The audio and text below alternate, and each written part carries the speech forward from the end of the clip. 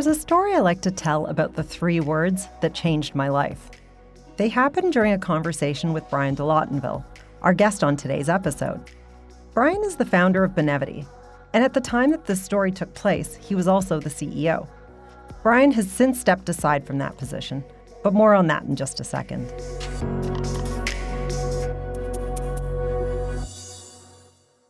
The conversation that I had with Bryan on that day 6 years ago was about how different I felt compared to the company culture at Benevity. As a woman of color in a leadership position at a tech company, some of the ways in which I was unlike my male white peers at the time were obvious. And yet, diversity and inclusion are about so much more than what's on the surface. After all, I was born and raised in Canada, attended post-secondary here, and have spent my entire professional career here. But what has always made being in tech difficult for me, and what came out in my conversation with Bryan, wasn't my gender or race. It was the fact that I was a passionate, heart-led, empathy-oozing, extroverted person full of feelings and ideas. By contrast, most of the people on the management team were more of the introverted, analytical, thinking ilk, whose empathy wasn't worn on their sleeves, but was surely there. We couldn't seem more different. And it was hard. Hard on me and hard on them. But that's when, after sitting with this dilemma for a while, Bryan said the 3 words that changed everything for me. Keep being different. I can't adequately express what that was like to hear from a white male CEO. For the first time in my career, I felt like the things that made me different were acceptable, even encouraged at work. It was profoundly humanizing and deepened my trust and confidence in expressing my true self in the workplace. And it launched me into the next phase of my career, where my place of work also became the place where I get to express my purpose every day. Today, years and years and many, many more conversations later, Bryan and I are sitting down for another chat. This time, it isn't about my feelings. Instead, we're reflecting on the origin story of Benevity, the movement for purpose-driven business, and how companies, the most trusted institution in the world, are being presented with the greatest opportunity to be a force for good in the world. That's today on Speaking of Purpose.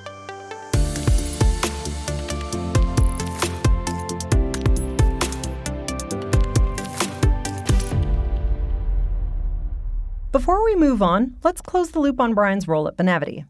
Earlier this year, after 13 years in the seat, Bryan decided to step aside as CEO and named Kelly Schmidt as his successor. Kelly, formerly Benevity's chief financial officer and president, is another person who doesn't fit the traditional mold of a tech leader. But once again, Bryan was committed to her. Frankly, she's been thriving in the role for more than 6 months and is an absolute superstar in all the ways that a company like Benevity needs her to be. She has deep experience and business acumen around SaaS, software as a service businesses. She's extremely strong operationally and in many ways that I was not.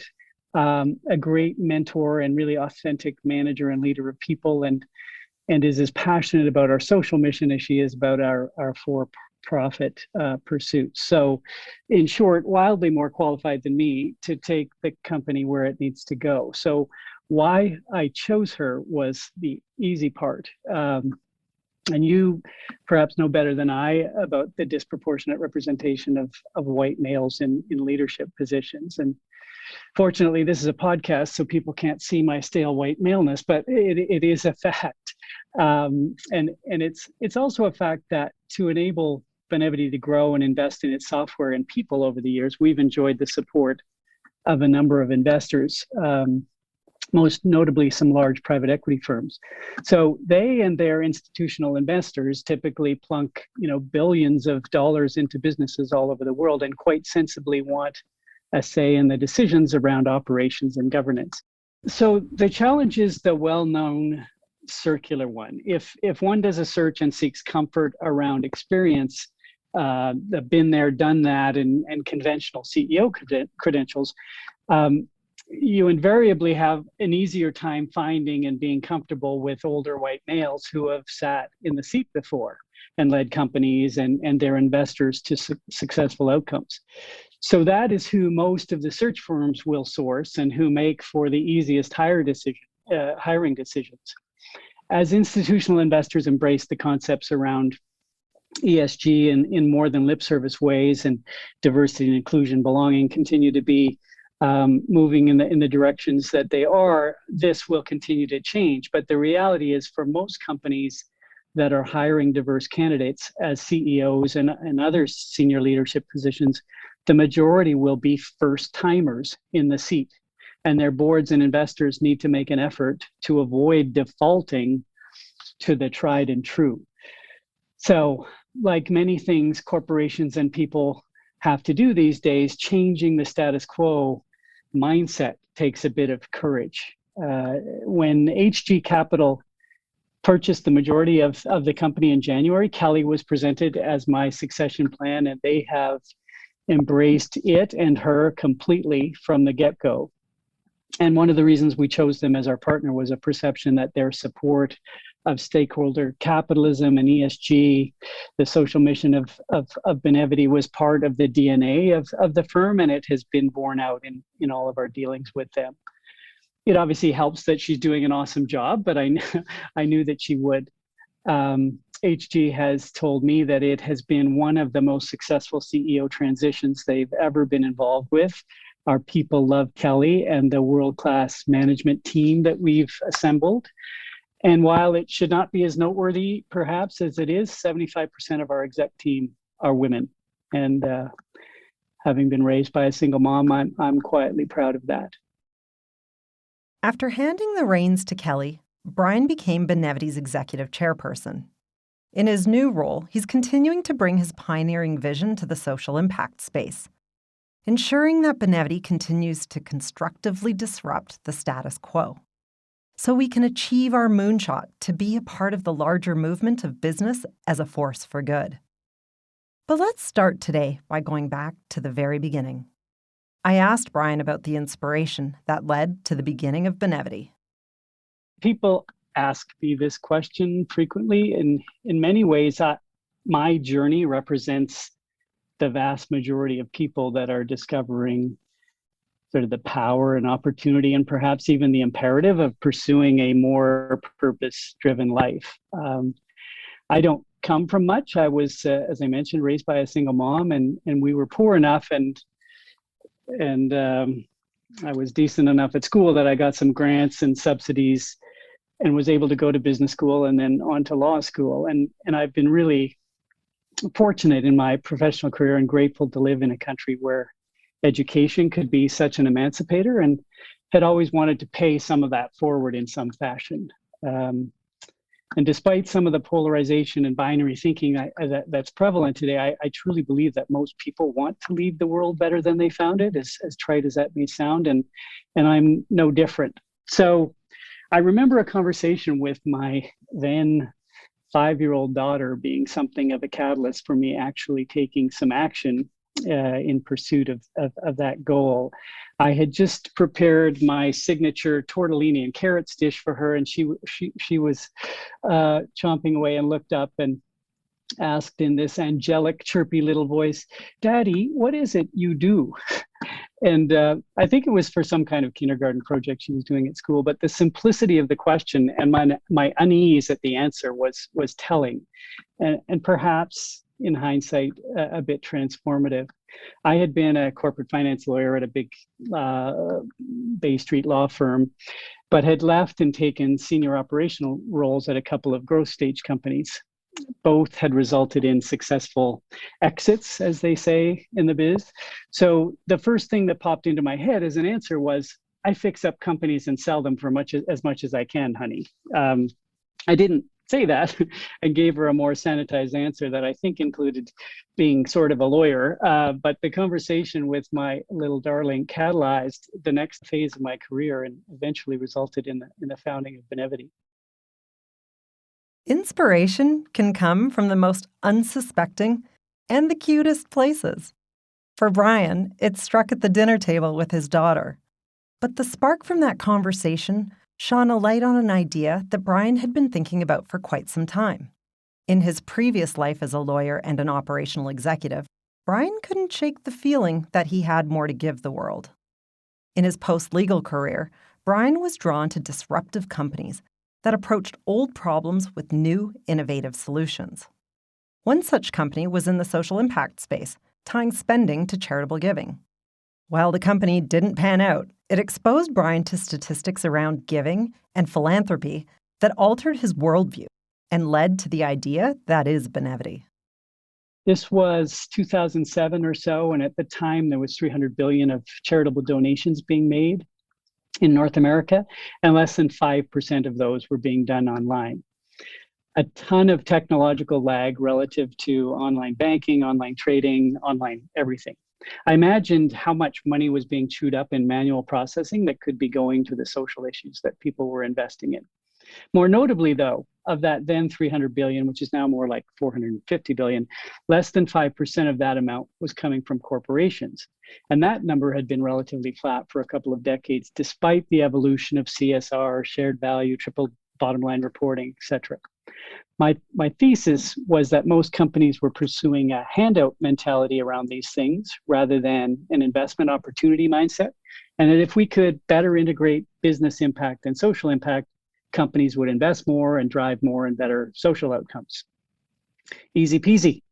And the primary business metric I thought we could most impact related to engagement. I knew from previous roles that employee engagement was generally low at most companies, and that something like 70% of employees were not engaged in their roles, and that even worse, 25% of those were actively disengaged, costing their employers something like $550 billion annually in churn costs and lack of productivity. There was similarly compelling data relating to consumer behavior and the potential role of doing good in increasing loyalty and purchasing behavior, etc. So Benevity was conceived to enable companies to weave choice-driven and user-centric giving back functionality into their online interactions so that doing well by doing good could be more than just a catchy tagline. And it turns out that wasn't such a bad idea. Not so bad at all. By bringing giving into the modern online world and putting it into the context of corporate social responsibility, Bryan saw the foundation of two key elements that would be critical to the success of Benevity.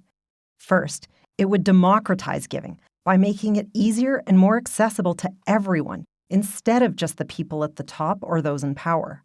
And second, it would inspire genuine engagement by bringing people together based on their passions to form collective movements through the companies they work for and the brands that they buy. Using these building blocks as a starting point, it was time to start designing what would become Benevity's initial concept.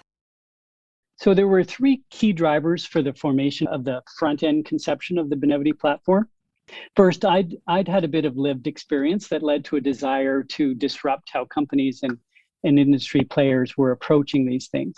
My previous gig had been being the adult supervision at an early stage company called iStock Photo, which we had sold to Getty Images. At iStock, which is one of the first multi-sided platform businesses in the world before they were everywhere, I got to see the power of user-generated content, crowdsourcing, building community, democratization, and ultimately network effect. So I very much wanted to replicate some of those elements to somehow catalyze the concept of 7 or 8 billion armies of one, and do so in a way that helped businesses as well as driving social impact. Second, I'd had a bit of exposure to charity aggregator run fundraising programs at companies. And while I perceived that they were very effective at fundraising and sort of hitting a number, the tactics and approaches that were successful for that purpose were not necessarily leading to passionate, proactive, and sustained investment in social impact initiatives that were leading to a more purpose-driven, engaged employees and consumers, as much as they were in creating dutiful, obligatory participation. They were also very top-down in orientation with companies and executives, trying in a well-intentioned way to sort of foist their intentions and choices upon their people rather than a truly democratized approach that sought to discern and deliver personal resonance and a sense of efficacy that would deliver both social and business impact. So I wanted our ethos and guiding principles to be about engagement, not fundraising, and hoped to change that mindset within companies as they pursued their programs. We thought that if we could combine the vertical investment strategy that had prevailed in the corporate environment with a horizontal one as well, we could really create cultural impact and ultimately better use the power of corporations to help solve some of the world's pressing social issues. From the very early days, Benevity is focused on being a platform for companies to engage their people and communities in acts of goodness, whether it's through donations, volunteerism, or learning and taking action. At first, this was largely for practical reasons. Larger corporations have the network and resources to reach more people and more causes more easily. Over time, Bryan's focus on companies has proved prescient. The Edelman Trust Barometer, an annual global report on public trust of major institutions, has reported for the past few years that business is the most trusted institution over nonprofits, the government, and the media. In 2021, Edelman reported that business is the only institution seen as both competent and ethical. And 68% of survey respondents agreed that CEOs should step in when the government doesn't solve societal problems. So it's an understatement to say that business has a big role to play. And as Bryan notes, it reinforces Benevity's commitment to a B2B model. Well, very early on, I decided, rightly or wrongly, that in order to create the cultural impact and ubiquity that we were seeking, the path for Benevity was not going to be building out a B2C sort of destination site model. That is extremely difficult these days. It was difficult in 2008 as well. And so part of the reason we were and continue to be focused on corporations is that they are a sophisticated and well-resourced gateway to getting access to aggregated groups of people, employees being one, but the customers of those companies being a much larger population. And so one way or the other, you can probably get at every human being through a company.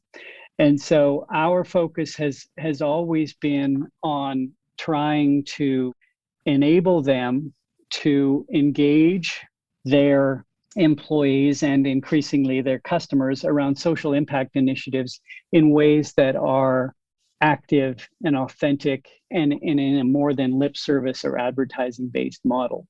It so happens that it is a little bit easier to do that in employee programs where there was some history of doing that, but we're seeing with the increased expectations of consumers and the data around ESG and the outperformance of companies that embrace those principles, we are seeing much more interest in public-facing, consumer-facing engagement around some of those same issues in similar ways that are tried and true in the employee engagement arena.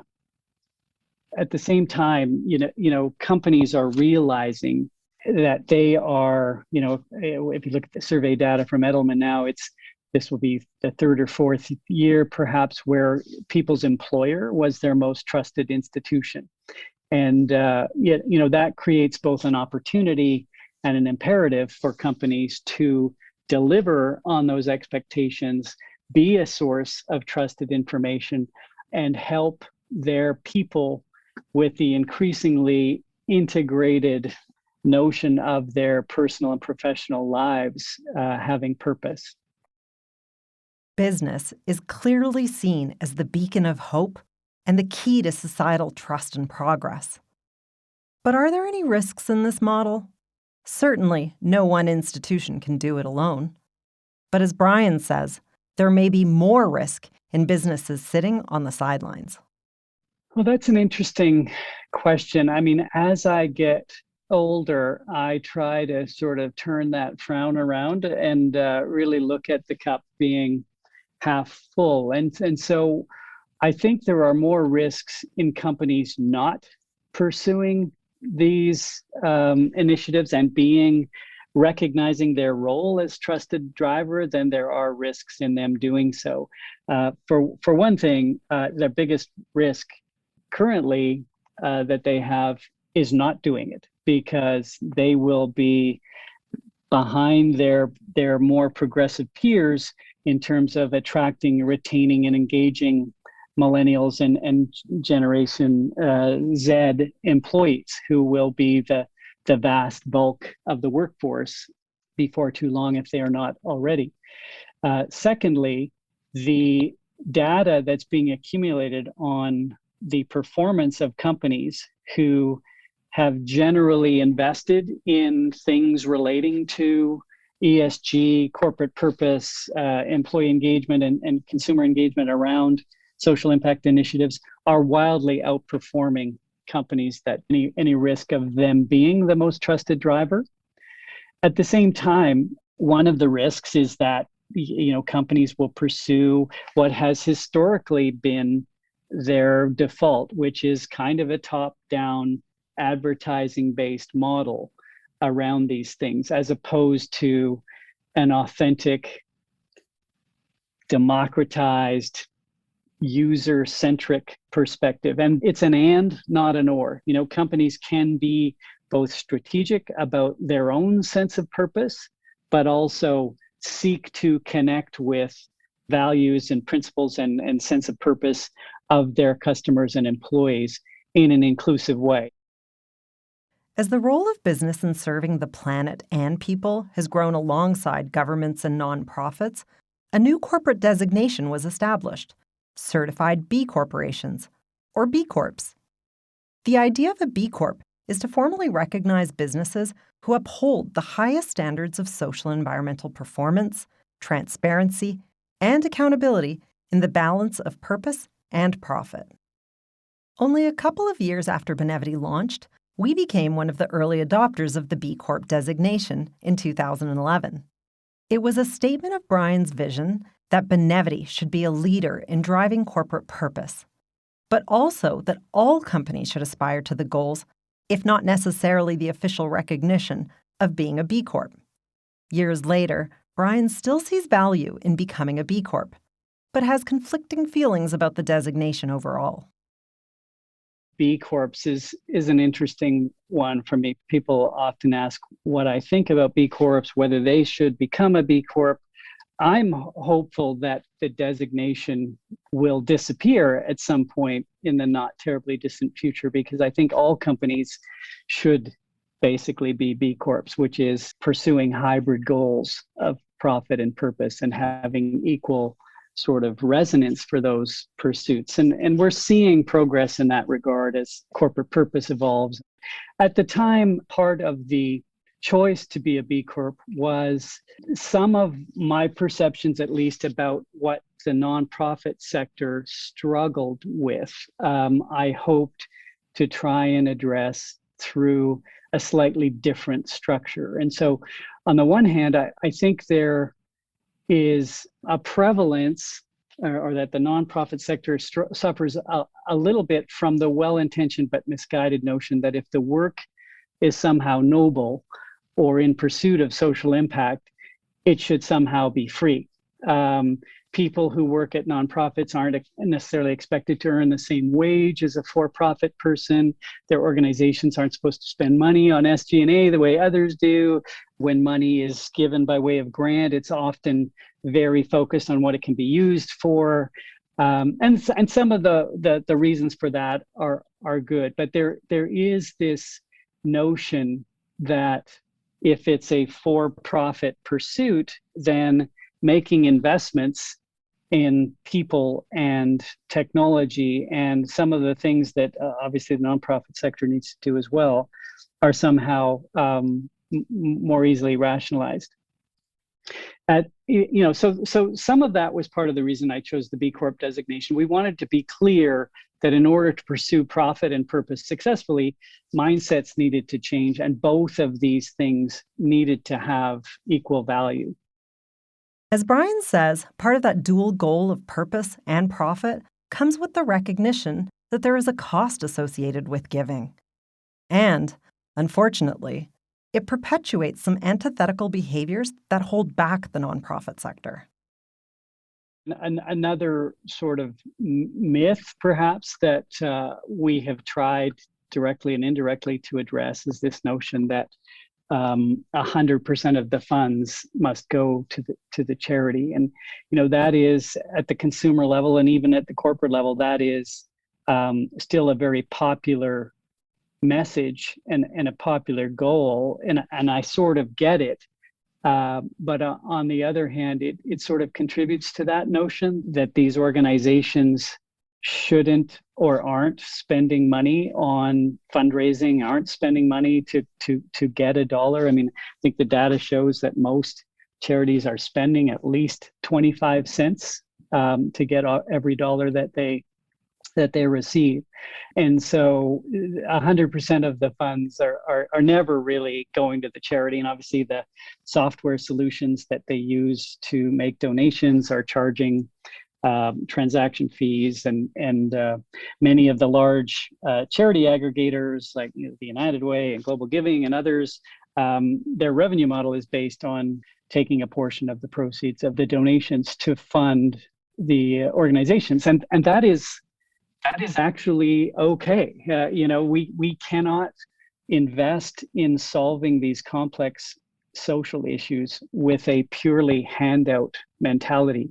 History has proven that it doesn't work. We have been investing this way for many, many, many years, and I think it's not. It wasn't until we started to get social entrepreneurs that were combining purpose and for profit, or at least revenue oriented perspectives, to try and gain some of the things that are required. So in our space, traction, scale, automation, critical mass, they are extremely important to try and deliver on some of the ecosystem goals for digital transformation and scale efficiencies and things like that.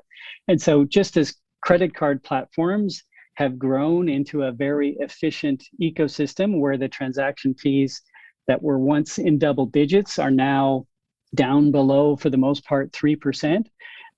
So too should donation processing be efficient and scaled and cost effective. And so some of these things, I think we have helped change some mindsets. Others, it's still a work in progress. But this idea of bringing B Corp and for-profit, purpose-driven organizations is obviously not only effective in our space, but becoming prevalent in the private sector generally, or in the corporate sector generally.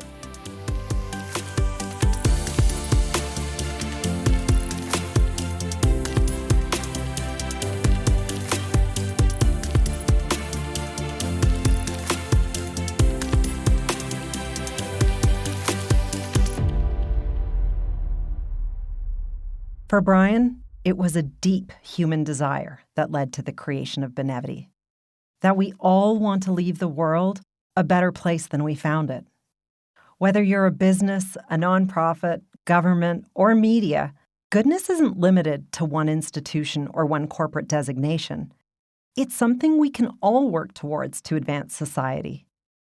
In the dual pursuit of profit and purpose, business has the opportunity to address the most pressing issue of our time, the polarization and paralysis that prevents real action from being taken.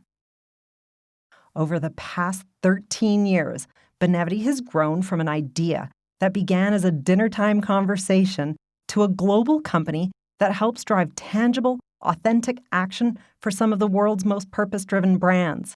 With $8 billion in donations, 43 million volunteer hours, over 500,000 positive actions completed, and 1.2 million grants worth $12 billion, we still feel like Benevity has just scratched the surface of what's possible.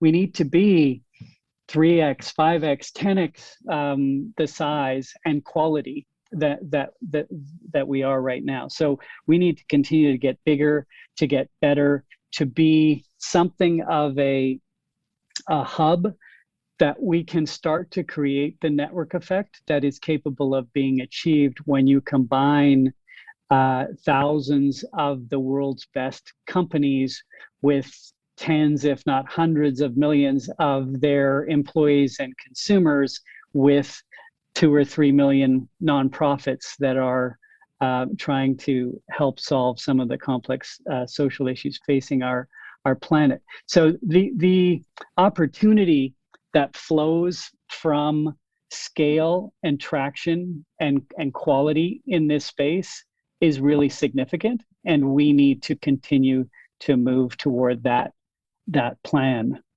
The idea of infusing a culture of goodness into the world sounds a little fluffy to some, but you know, when you look around and see what we are capable of doing when we actually pursue collective impact and collective action, you know, it's hard to argue that a company like Benevity isn't the right thing to be doing.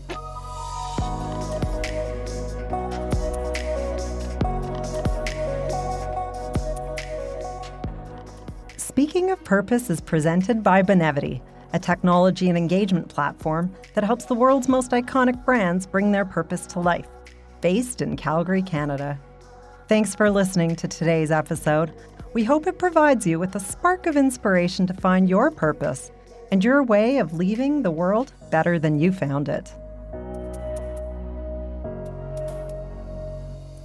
Today's episode was created by the passionate team here at Benevity. Special thanks to Bryan de Lottinville, our founder and executive chairperson. Check the show notes for more information on some of the topics we discussed today. And if you think Benevity sounds like a pretty great place to work, why don't you join us?